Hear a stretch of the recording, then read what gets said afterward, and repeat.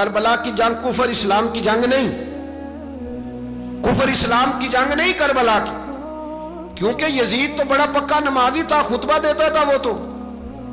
جب امام حسین رضی اللہ تعالیٰ عنہ نے کربلا کے میدان میں جمعے کا دن تھا تو یزید کے سامنے کو بات کرنی شروع کی، عمر بن سعد کے سامنے، تو عمر بن سعد کہنے لگا حسین زیادہ باتیں نہ کر، ہمارا جمعہ لیٹ ہو رہا ہے، جنگ کے لیے تیار ہو، فٹافٹ آ۔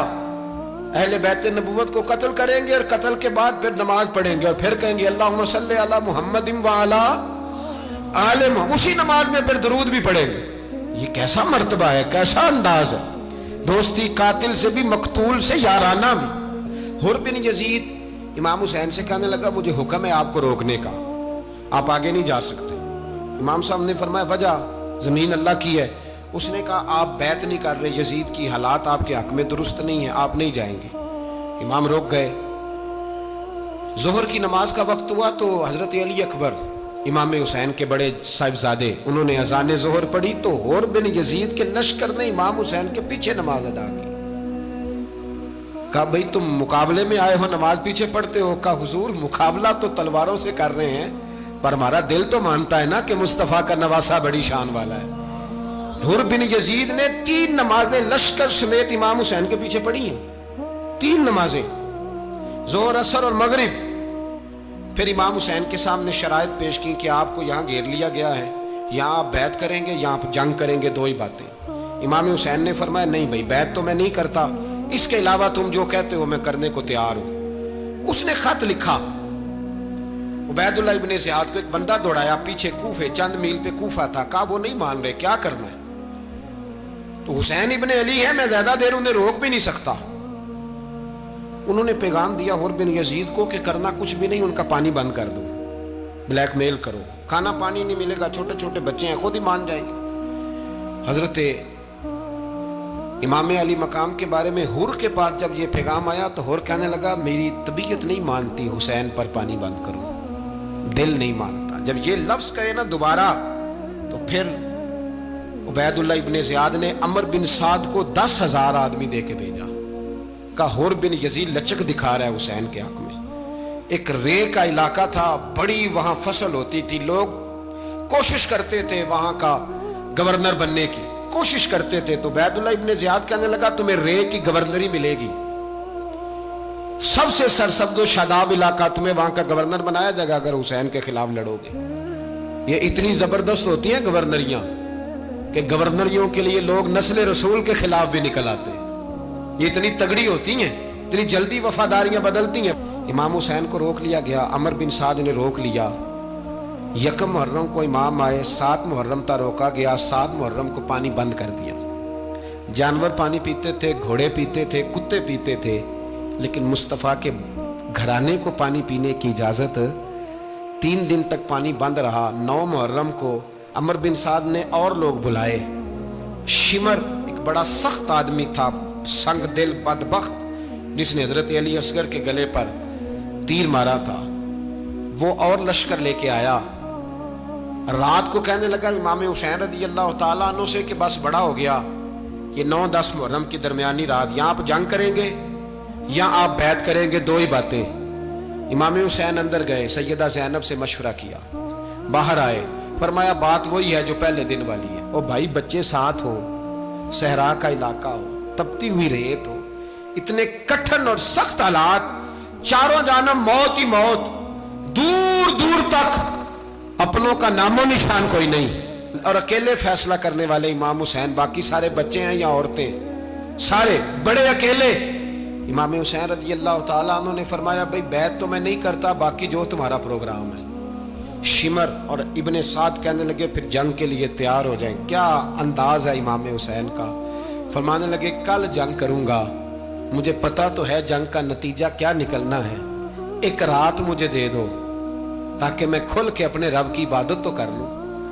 حسین نے جانا ہے، مجھے پتا ہے کل رزلٹ 72 اور 22,000 کا کیا 1 رات مجھے دو، میں مالک سے راز نیاز تو کروں، میں گویا اس سے پوچھوں تو صحیح کہ مالک میرے والد بھی شہید ہیں، بھائی بھی شہید ہیں، نانا کو بھی دکھوں میں دیکھا ہے، تو اب میری باری ہے تو مالک میں حاضر ہوں، مجھے موقع تو دو، اس لیے کہ میرے نانا نے بدر میں بھی ساری رات عبادت کی تھی، صبح مجھے موقع دو۔ اور دنیا کا اصول ہے جب کوئی موقع مانگتا ہے تو دیا جاتا ہے.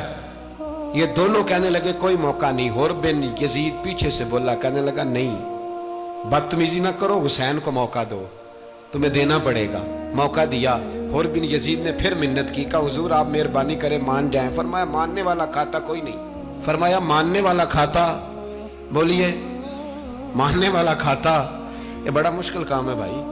ضمیر کا سودا اب تو عام ہو گیا, بازار لگتے ہیں, ریٹ لگتے ہیں, اپنی اپنی چاہتوں پہ لوگوں نے اپنے اپنے انداز سجائے ہوئے. کوئی آدمی بس اچھے طریقے سے نام لے لے تو بس ہم اس کے پیچھے چل جاتے ہیں. اب تو عام ہو گیا یہ معاملہ. امام حسین نے فرمایا ہو ہی نہیں سکتا, ممکن ہی نہیں ہے. ساری رات عبادت میں گزری, ریاضت میں گزری. تہجد کا وقت ہوا تو گھر والوں کو بلایا.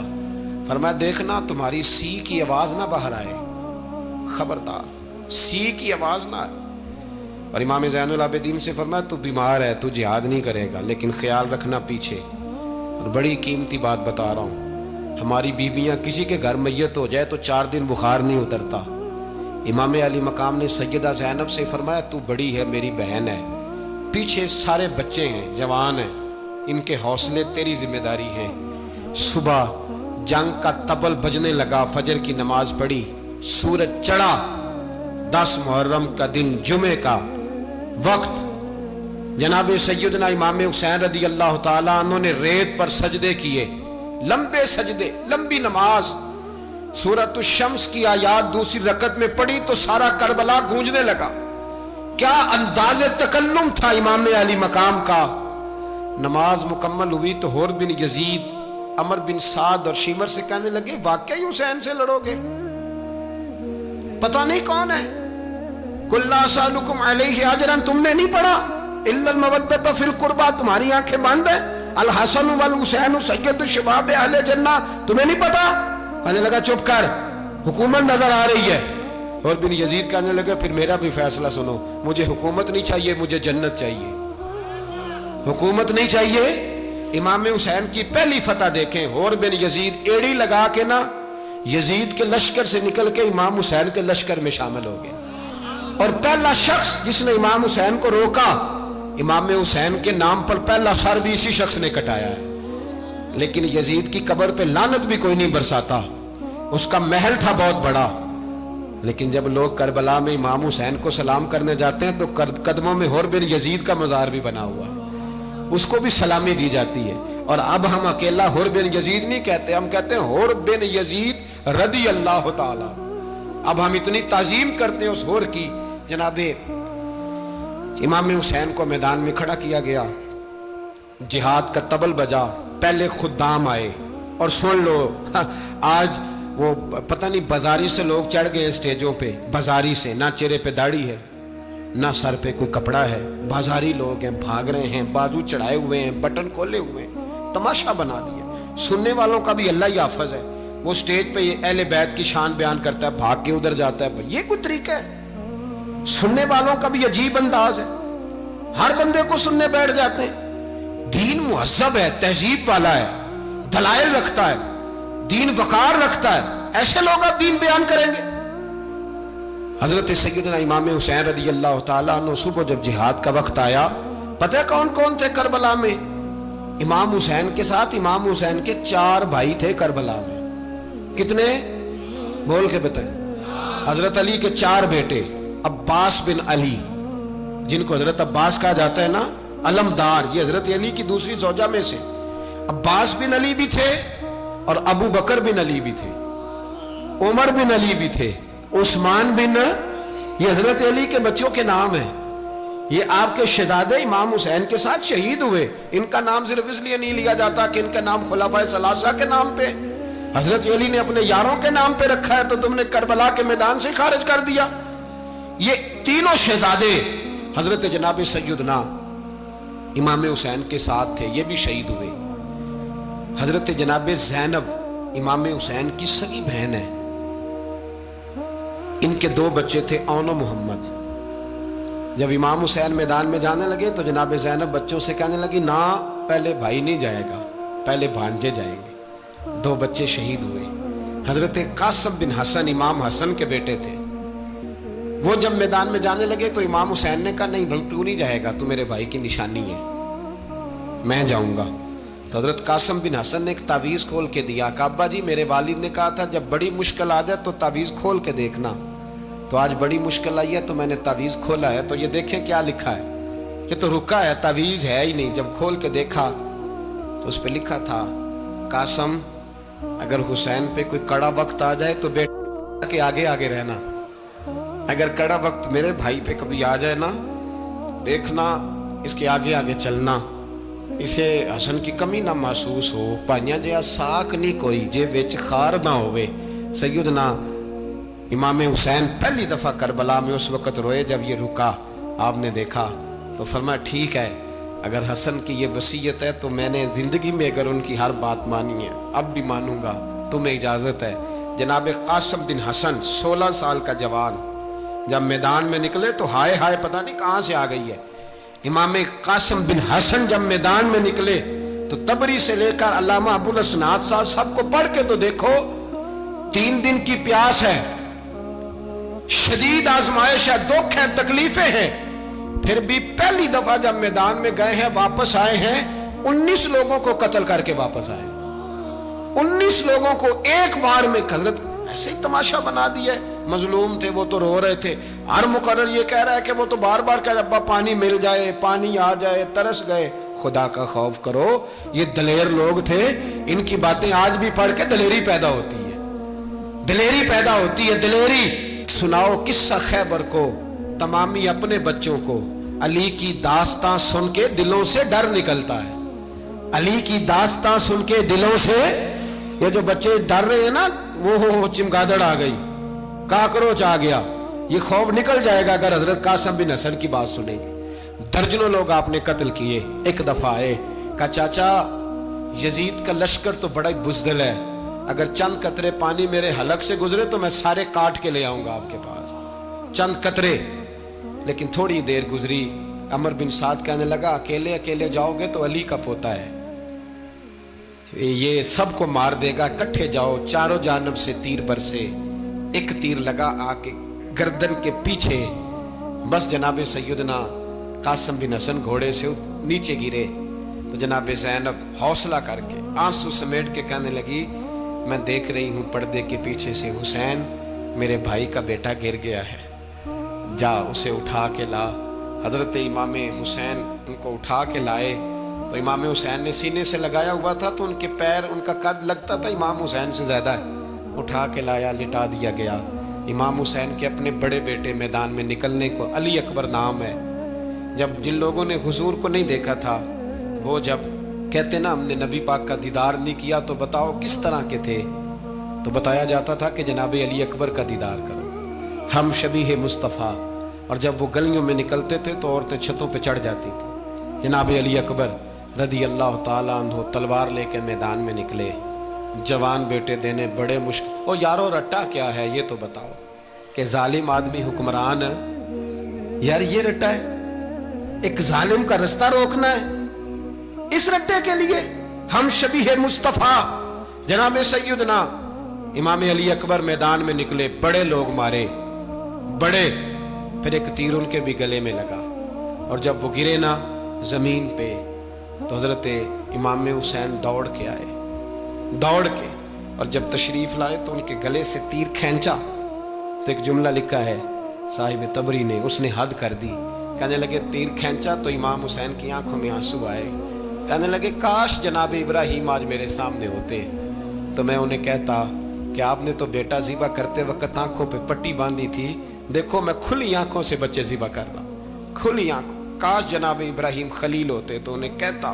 جناب علی اکبر بھی شہید ہوئے، حضرت علی اصغر کو تو اچانک اٹھایا تھا امام حسین، باہر نکلے تو گردن پہ تیر لگا تو 6 مہینے کا بچہ وہ بھی شہید ہوا، خون اچھالا آسمان کی طرف تو کہا مولا دیکھ لے میں نے 6 مہینے والا بھی نہیں بچایا، وہ بھی دے دیا ہے۔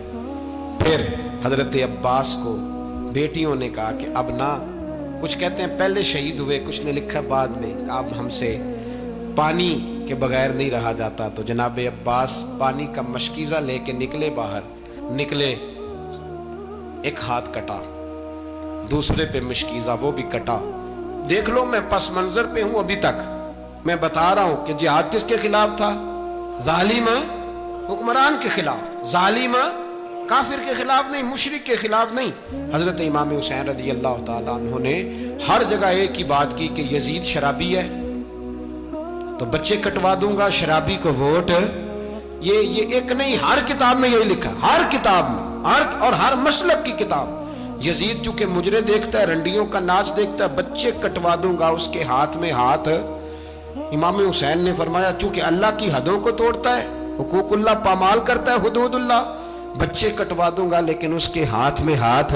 سارا دن خود مجرا دیکھنا اور 10 محرم کو 2 دیگیں پکا کے حسینی بن جانا، سارا سال خود گند مند کرنا، شرابیوں کے ساتھ رہنا اور 10 محرم کو 2 آنسو بہا کے یاد رکھنا.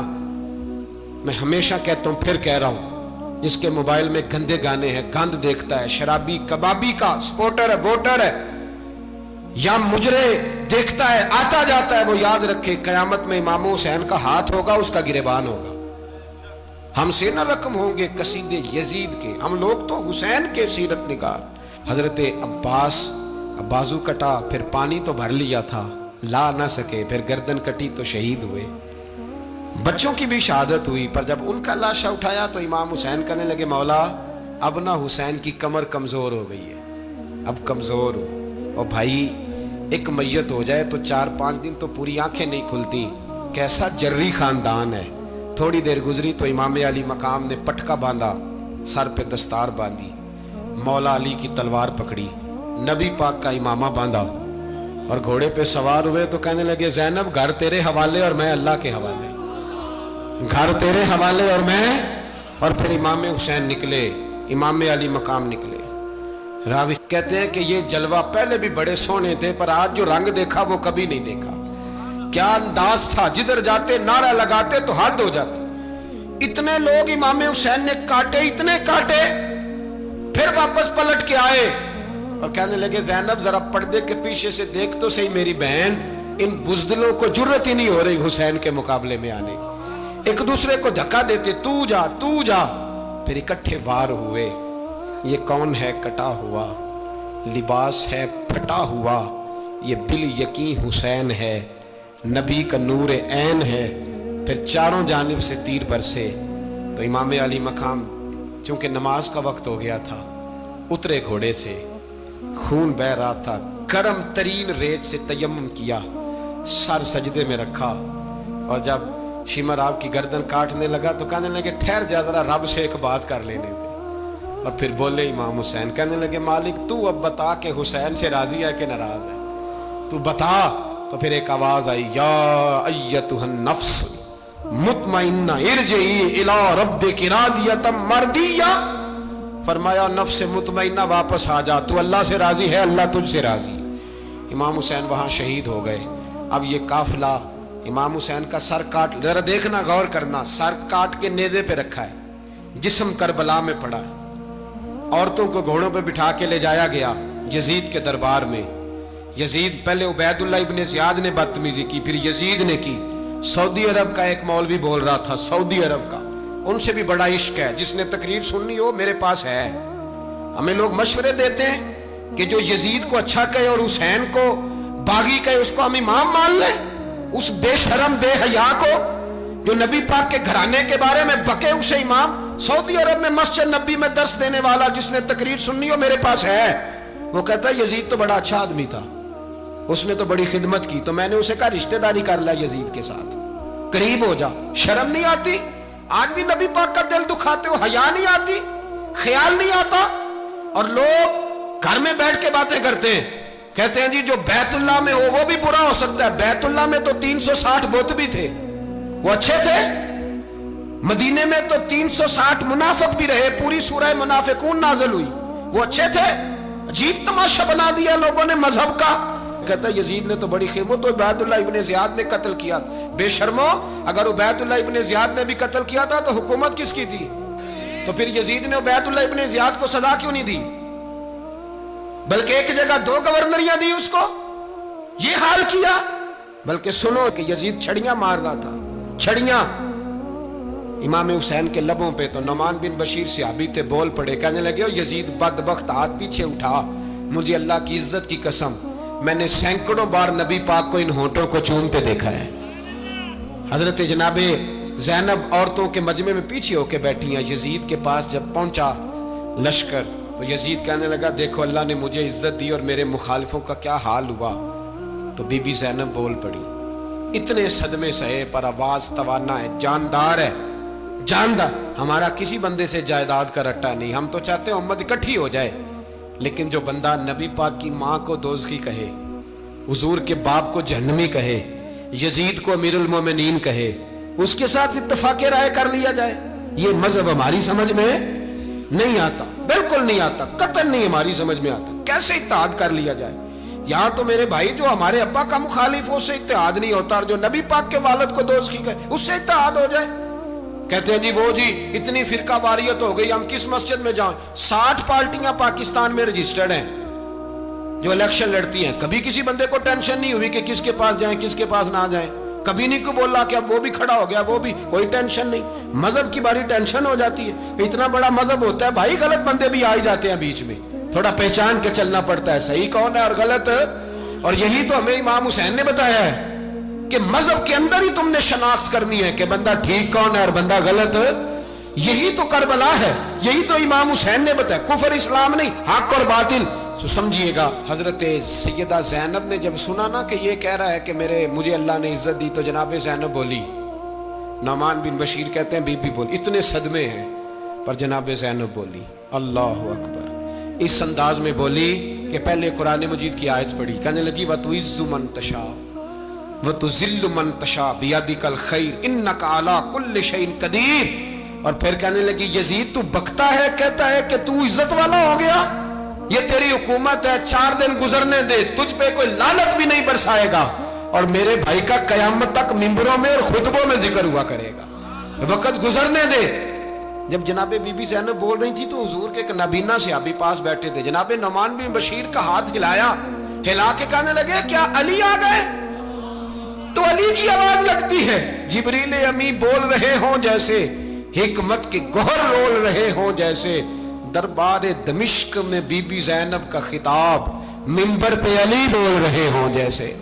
میرے بھائی بس کربلا والا قافلہ تو مدینے پہنچ گیا، 3 سال یزید نے حکومت کی، شرابیں عام ہو گئی، مکے پہ حملہ ہوا، خانہ کعبہ کا غلاف جلا، مدینے پہ اس نے حملہ کیا، 3 دن مسجد نبوی میں اس نے گھوڑے باندھے، مسجد نبوی میں صحابہ کو نکال کے اپنا اس نے امام مقرر کیا، لیکن پھر امت نے اسے قبول نہ کیا، پھر وہ رسوا ہوا اور آج تک وہ رسوا ہے۔ لیکن امام حسین کا نام کل بھی زندہ تھا اور آج بھی۔ درس یہ ہے، درس یہ ہے، پیغام یہ ہے، پیغام یہ ہے، یاد رکھو موت تیزی سے آ رہی ہے، ہمارے ساتھ والے دائیں بائیں والے سب چلے گئے، اسی طرح نمبر لگے گا، ایک دن اعلان ہوگا۔ ضمیر کے قیدی بن کے زندگی نہ گزارو، بالکل نہ گزارو، یہ تھوڑی سی زندگی ہے، دنیا سجن المومن۔ حق بات کرو، حق پہ ڈٹنا سیکھو، دین سمجھو، خبردار رسول پاک صلی اللہ علیہ وسلم کے دین میں ظالم، جابر، فاسق، فاجر کی کوئی گنجائش قطعاً نہیں ہے۔ اپنے آپ کو سمیٹو، اپنے آپ کو سنبھالو، دین میں اپنا کردار ادا کرنے کی کوشش کرو۔ دین طلب کرتا ہے ہم سے کہ ہم نے دین کو کیا دیا ہے۔ امام حسین نے سارا گھرانہ دین کے لیے دے دیا۔ ہمارا جو بچہ کسی کام کا نہیں رہتا اسے مدرسے داخل کراتے ہیں۔ ہم نے دین اتنا کمزور کر دیا ہے کہ عالم اگر شور نہ کریں، عالم اگر شور نہ کریں، زور نہ کریں، گھٹن والا ماحول ہو گیا، مذہب کی پوزیشن کمزور کر دی۔ اب جہاں تک اس بات کا تعلق ہے جی فرقے ہو گئے، تو میرے بھائی یہ کوئی اتنی خطرناک بات، یہ کوئی اتنا مشکل معاملہ نہیں ہے، یہ تو امام حسین نے بتا دیا تھا کہ یزید کے طور پر ایک غلط فرقہ کھڑا ہو گیا ہے، لہذا اس کا مقابلہ کرنا ہے، اس میں کوئی بری بات ہے، لیکن ایک سبق ہے بزرگوں کا کہ اگر سچی بات بھی نہیں کرنی تو پھر اس منبر کا حق ادا نہیں ہوتا۔ جو سچ بولے وہ حسینی ہے، جو ظالم کے سامنے کھڑا ہو جائے وہ حسینی ہے، جو مصلحت کوش ہو، جو کہے ٹائم نہیں، گراؤنڈ ریالٹی نہیں، حالات نہیں، طبیعت نہیں، موقع نہیں، تو ابھی امام حسین کے پیغام کو نہیں سمجھا۔ میں بہت سارے بزرگوں کا نام اس لیے نہیں لیتا کہ لوگ ایسے نہ کہیں کہ کسی کا نام کیش کرایا جا رہا ہے، لیکن میں نے سارے مناقب پڑھے ہیں، میری لائبریری میں کتابیں ہیں، میں پڑھتا رہتا ہوں، میں سفر میں بھی ساتھ رکھتا ہوں۔ لیکن حضرت شیخ عبدالصبور بیگ منشور ہزاروی کا شعر امام علی مقام کے مقابلے میں اس طرح کا ہے کہ مجھے سارے شاعروں سے زیادہ وزنی محسوس ہوتا ہے۔ انہوں نے کہا تھا اس شاہ مشرقین کی، اس نور عین کی مطلوب ہے جہاں کو قیادت حسین کی۔ دیکھیے ذرا حسن، اور ہر سو یزیدیوں کا زمانے میں زور ہے، ایک دو جگہ پہ نہیں، ہر سو یزیدیوں کا زمانے میں زور ہے۔ منشور آج پھر ہے ضرورت حسین کی، آج پھر ہے ضرورت ہے، آج لوگ حسینی بنے، امام حسین کے نقش قدم پر۔ وہ کہتے ہیں زور ہو گیا یزیدیوں کا، یہ ہمارے بزرگ ہمیں بتا گئے۔ مسجد کی طرف توجہ کرو، اپنے بچوں کی نگہبانی کرو۔ دنیا کی زندگی اتنی مختصر ہے کہ ایک خواب لگے گا جب ہم جائیں گے دنیا، ایک خواب لگے گا، خواب تھا جو کچھ کے دیکھا، جو سنا افسانہ تھا۔ اہل بیت نبوت کا اسوہ عبادت ہے، ریاضت ہے، پردہ ہے، پرہیزگاری ہے، اس پر توجہ کریں۔ جن کی بچیاں سر نہیں ڈھانپتی وہ 10 محرم کو بے شک دیگ نہ پکایا کریں۔ جو لوگ قرآن شریف پڑھنے کے عادی نہیں وہ بے شک امام علی مقام کا ذکر نہ کریں، اس لیے کہ امام حسین نے سر سجدے میں کٹایا ہے اور تلاوت نیزے کی نوک پہ بھی جاری رکھی ہے۔ دین کے ساتھ اپنے آپ کو جوڑو، دیندار بنو، رسول اللہ کی غلامی اختیار کرو، ورنہ یہ زندگی کچھ ایسا وقت بھی لاتی ہے کہ جب زندگی بوجھ بن جاتی ہے۔